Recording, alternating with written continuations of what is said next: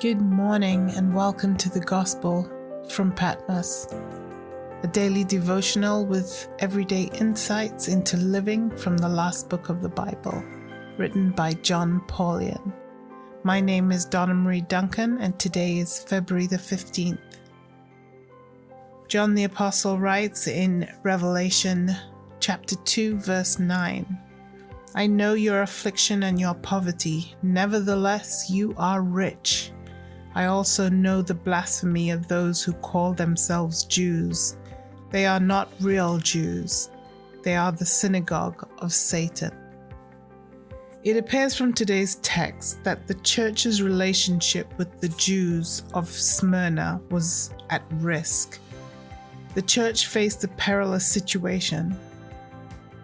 By the 2nd century, the Roman emperor expected everyone except the Jews to venerate the emperor. The authorities exempted Jews out of respect for the antiquity of their religion. Since the Romans usually identified early Christians as Jewish, they often escaped unnecessary persecution. The Jews themselves, on the other hand, had reason to be cautious about any association with Christians.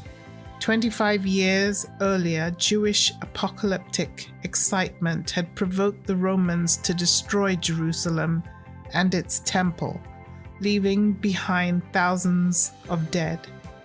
It was loud and clear that Jewish status in the empire could get revoked at a moment's notice if Christian talk of the Messiah created Roman suspicion against the Jews.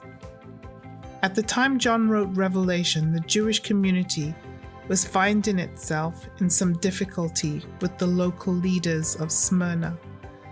When Christian Jews talked about Jesus, the Messiah, and the end of the world, it only made things even more difficult.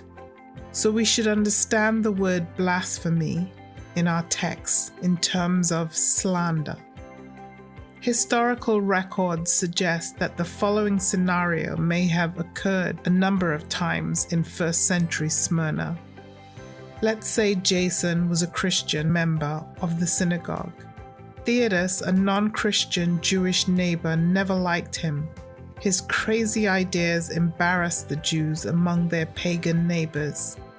One day, Theodos discovered that Jason's goats have escaped their enclosure again and munched and trampled his prized rhododendrons.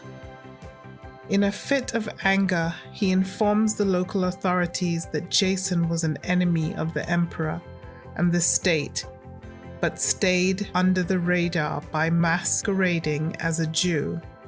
Then he gives evidence of Jason's un-Jewish ideas.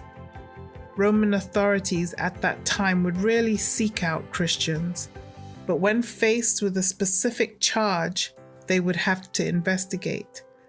It would not do to have potential revolutionaries multiplying undetected.